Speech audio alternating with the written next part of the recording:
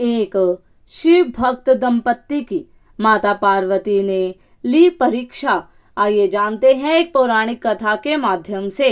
एक बार की बात है, भगवान शिव कैलाश पर्वत पर बैठकर माता पार्वती को कहानी सुना रहे थे।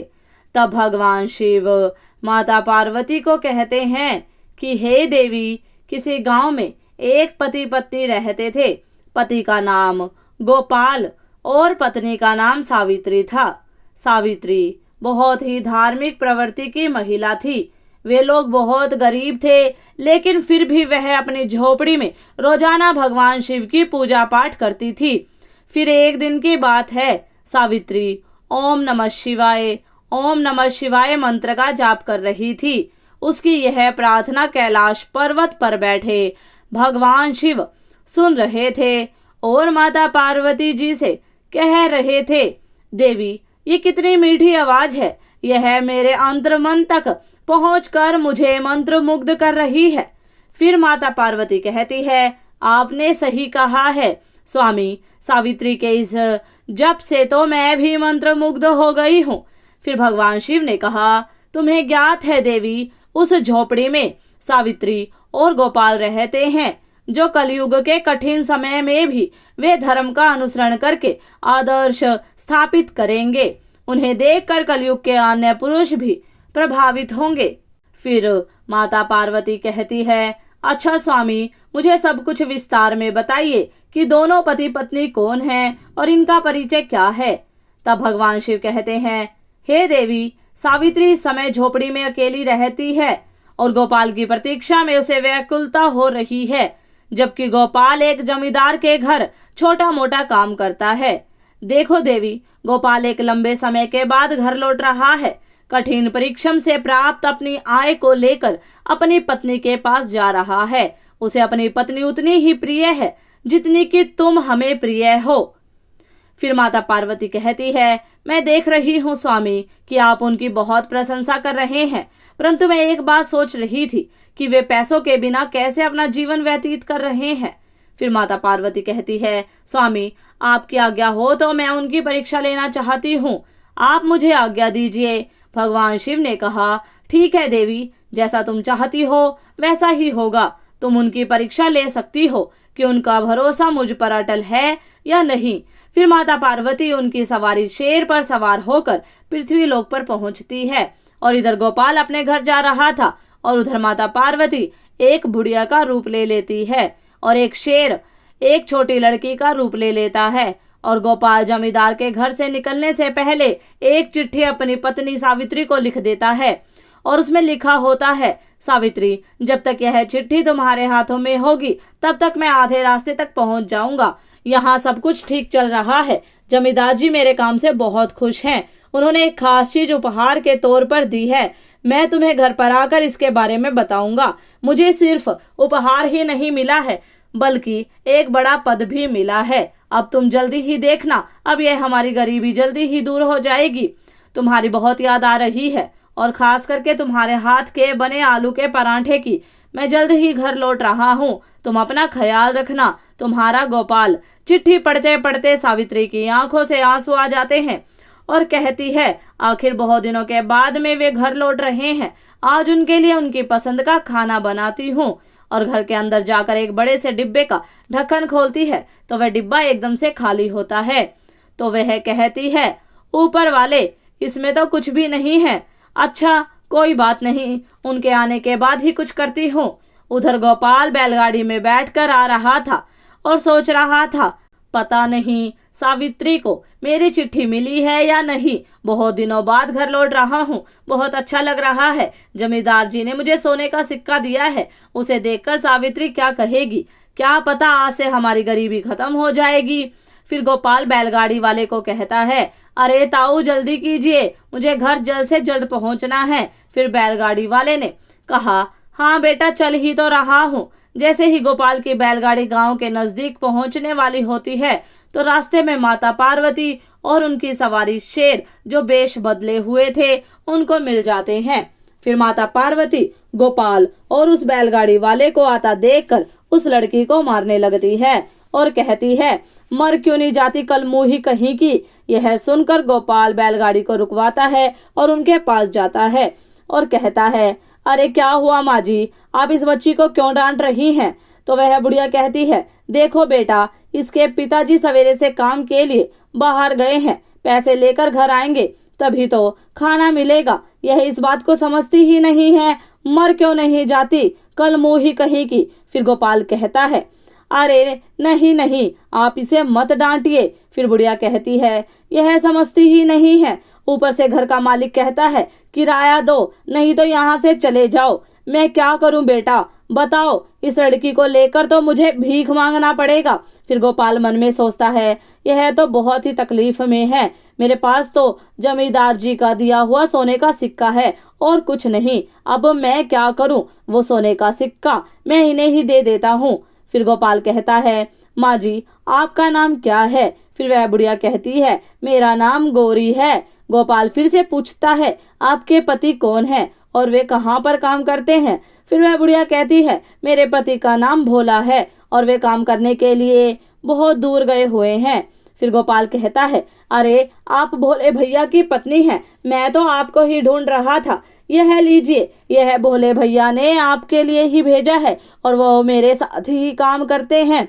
मैं आपको यह सोने का सिक्का देने आ रहा था, अच्छा हुआ जो आप यहीं पर मिल गई। इतना कहकर गोपाल ने वह सोने का सिक्का उस बुढ़िया के हाथ में थमा दिया।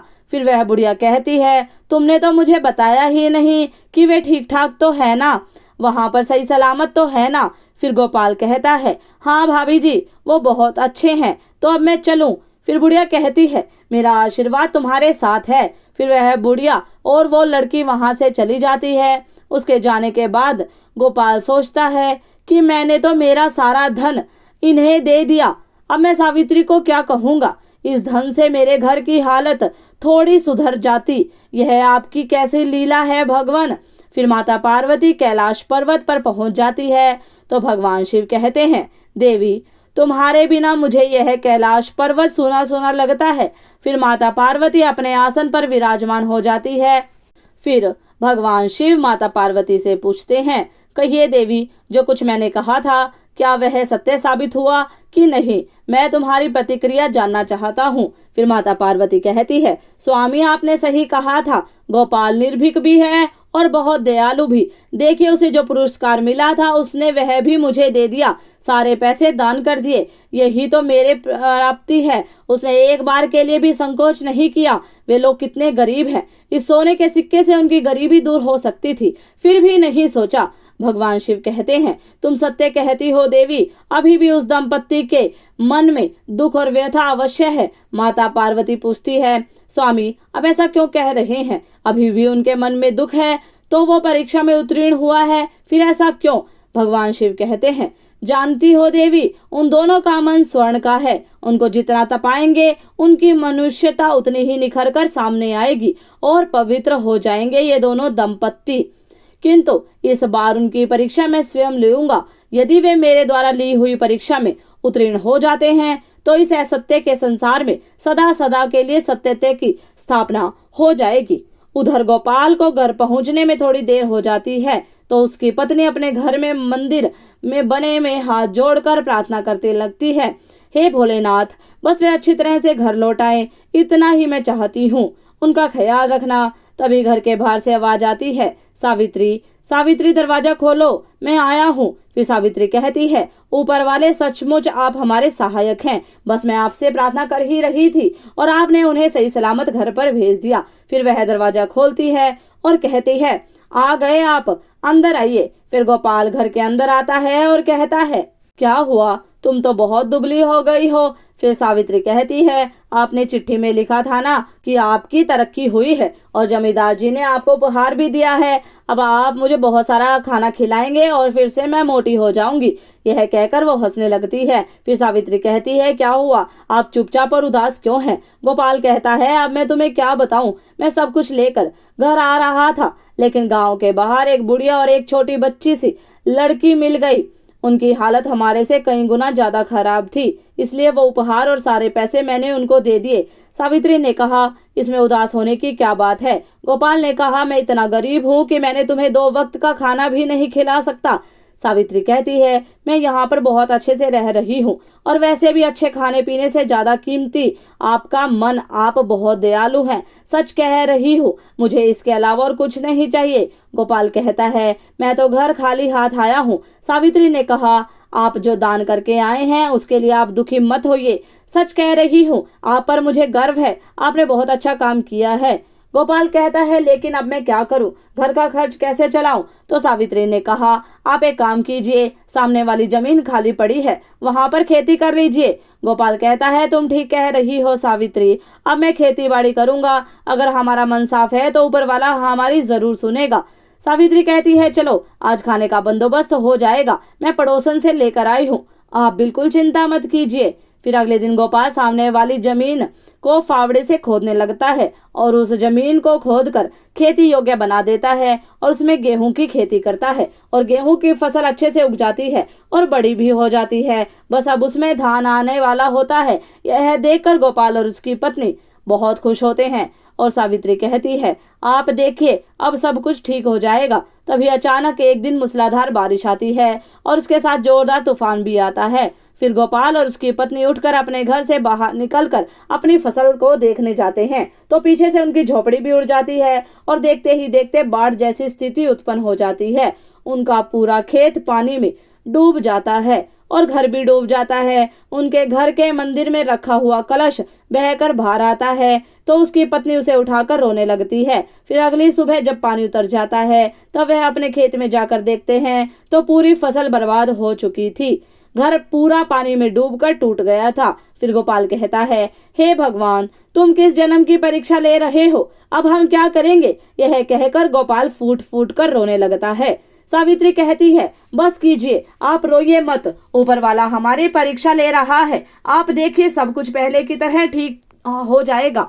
उधर माता पार्वती भगवान शिव से कहती है, स्वामी आप उन पर दया कीजिए, उनकी और परीक्षा मत लीजिए, वे लोग बहुत गरीब हैं, मैं उनको और कष्ट में नहीं देख सकती। भगवान शिव कहते हैं, स्वयं का धर्म और कर्म यही उनके सपनों को साकार करता है, इसके लिए और कुछ नहीं चाहिए। बात को समझो देवी, चारों तरफ अंधकार छाया हुआ है, इस अंधकार की भूख से ही सूर्य का उदय होता है। इस दंपत्ति के हाथों से ही सत्य की स्थापना होगी और सत्य ही सदैव विजय रहता है और असत्य पराजित होता है। वे दोनों सत्य के प्रतिनिधि हैं। और इधर गोपाल और उसकी पत्नी एक शिव मंदिर के बाहर बैठ जाते हैं और गोपाल अपने मन में कहता है, हे भोलेनाथ, क्या पाप किया था मैंने जो आप हमें इतने कष्ट दे रहे हैं? मैं सावित्री को और गरीबी में नहीं देख सकता हूँ।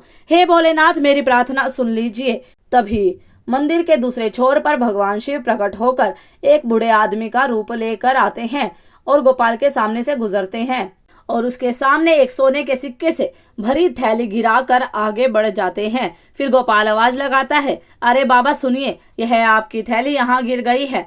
फिर भी वो बूढ़े बाबा नहीं सुनते हैं तो गोपाल उठकर उनके पीछे जाता है और उन्हें कहता है, अरे बाबा सुनिए, यह आपकी थैली गिर गई है।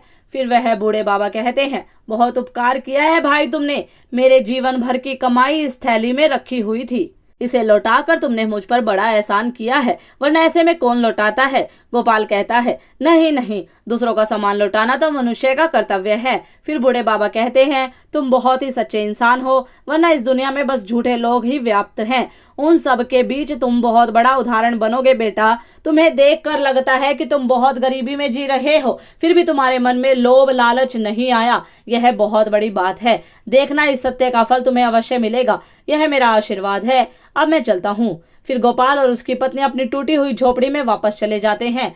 रात के समय सावित्री गोपाल को एक गिलास पानी देती है और कहती है, ये लीजिए, आज भी पानी पीकर ही सोना पड़ेगा, ऐसे तो बुखार आ जाएगा, ऊपर से घर की छत भी नहीं है। फिर गोपाल रोते हुए कहता है, हे भोलेनाथ, मुझे माफ कर दो, मैं और नहीं सह सकता ये गरीबी, अब मेरे अंदर सहन शक्ति नहीं रही प्रभु। तभी उनके घर के बाहर जोरदार प्रकाश प्रकट होता है।